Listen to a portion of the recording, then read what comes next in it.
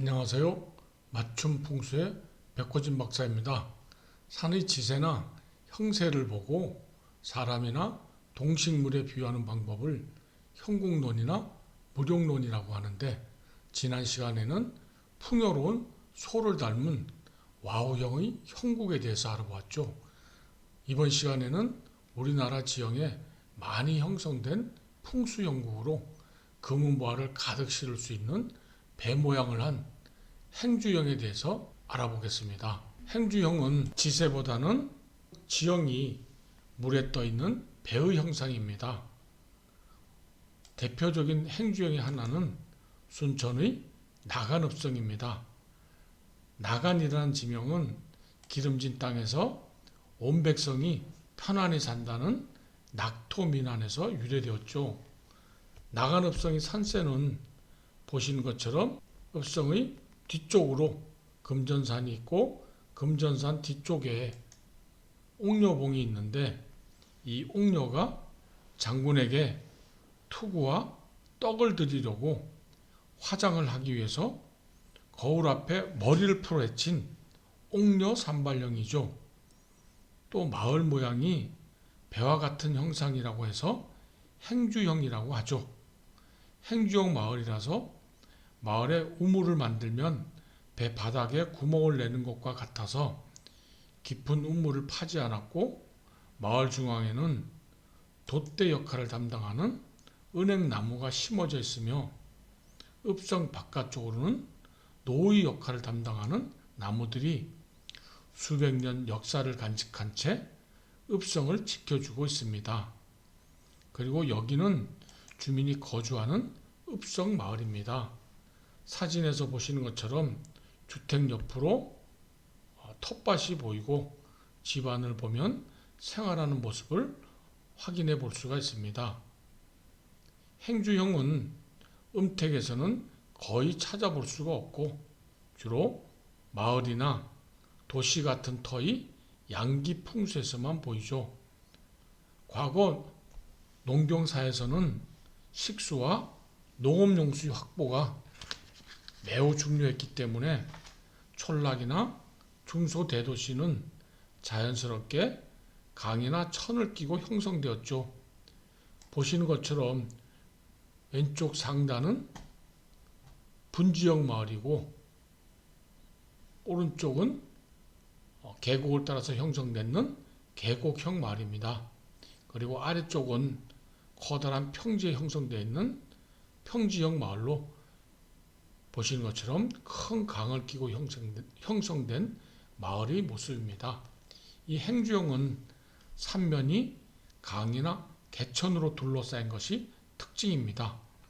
우리나라의 큰 강줄기인 낙동강 줄기에서 확인할 수 있는 행주형 마을은 대표적으로 안동 하회마을과 예천의 해룡포 마을, 그리고 영주의 무섬마을 등이 있죠. 이 외에도 우리나라에는 행주형 마을은 일일이 열거할 수 없을 정도로 많습니다. 이러한 행주형은 배 모양의 지형으로 키와 돛대, 그리고 닷, 이 세 가지가 함께 있으면 아주 좋은 명당이 되고, 이 세 가지 가운데 하나만 갖추어도 좋은 땅으로 여기죠. 따라서 이것들을 연상시키는 자연물이 없을 때는 인위적으로 세워놓기도 하는데, 예를 들어서 나주와 청주의 단간은 바로 돛대를 상징하는 비보 풍수물입니다. 왼쪽의 단간은 나주의 돌로 만든 석단간이고, 오른쪽의 단간은 쇠로 만든 청주의 쇠단간입니다. 또 배를 머물게 한다는 의미로 닷을 상징하는 쇳덩이를 강물 속에 내려놓기도 하는데, 아주 오래전부터 평양의 영광정 앞 깊은 물속에 닷을 내려놓았다는 전설이 전해져 내려왔는데, 1923년 가뭄 때 물이 마르자 실제 그곳에서 큰 쇳덩이가 나와서 전설이 사실이었다는 것이 입증되었다고 하죠. 이런 풍수설화가 현대인들에게는 간혹 부정적으로 들릴 수 있겠지만 다른 측면에서 보면 생각해 볼 가치가 있다는 겁니다. 행주형의 경우는 삼면이 물로 둘러싸인 곳이기 때문에 땅이 사질토로 되어 있어서 집안이 매우 약한 거죠. 그렇기 때문에 이런 곳에 샘을 파면 주변의 강물이 지하로 유입되어서 집안의 침하나 붕괴를 불러올 수 있으므로 선조들은 그런 땅의 성격을 파악하고 행주형에 빗대서 경계한 것이라고 생각합니다.